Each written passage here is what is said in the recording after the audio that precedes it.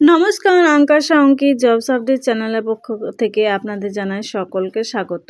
প্রতিদিন জব সংক্রান্ত আপডেট পেতে আমার চ্যানেলটিকে সাবস্ক্রাইব করুন এবং পাশে থাকা বেল আইকনটিকে প্রেস করুন।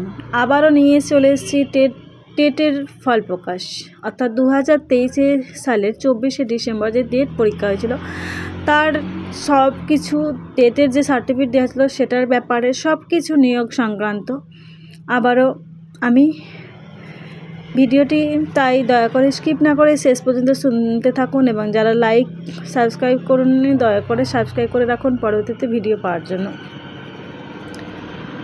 2023 সালে যে টেট ফল প্রকাশ সেটার জন্য বাধা হয়েছিল যে ওবিসির মামলা সংক্রান্ত সব কিছুর জন্য 2023 সালে টেট ফল প্রকাশ করতে পারেনি।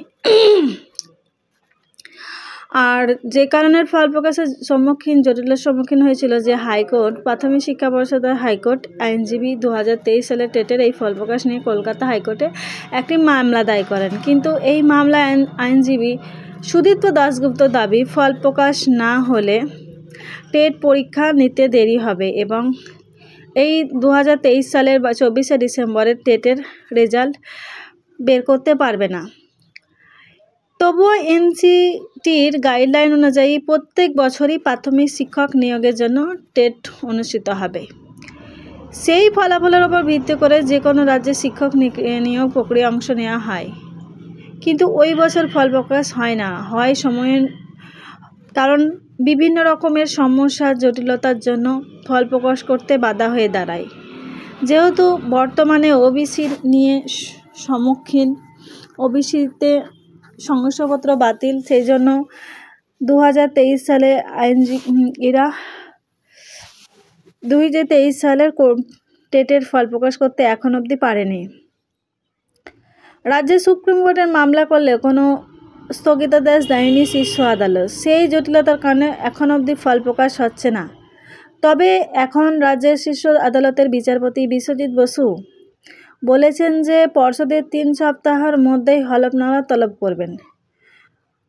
আগের বছর মে মাসে হাইকোর্ট জানান যে ওয়েস্ট বেঙ্গল আদার ব্যাকওয়ার্ড ক্লাসের 16 নম্বর ধারাটি বাতিল করা হয়েছে।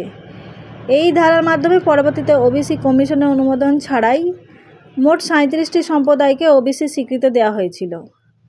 আদালতে এই স্পষ্ট করে যে ওই সার্টিফিকেট দেখিয়ে যারা ইতিমধ্যে চাকরি বা সংরক্ষণের সুবিধা পেয়ে গেছেন, এই রায়ের প্রভাবে তাদের কোনো প্রভাব পড়বে না। অর্থাৎ যারা 16 নম্বর ধারায় বাতিল করা হয়েছে যেসব ওবিসি সার্টিফিকেট, সেসব ক্যান্ডিডেটদের যারা এখন চাকরি করছেন বিভিন্ন সূত্রে বা বিভিন্ন জায়গায় কর্মজীবনে ব্যস্ত, তাদের কোনো চাকরি থেকে হস্তক্ষেপ করা হবে না। সেসব সার্টিফিকেট তাদের জন্য বহাল থাকবে। পরবর্তীতে জানার কিছু থাকলে সাবস্ক্রাইব করে রাখুন।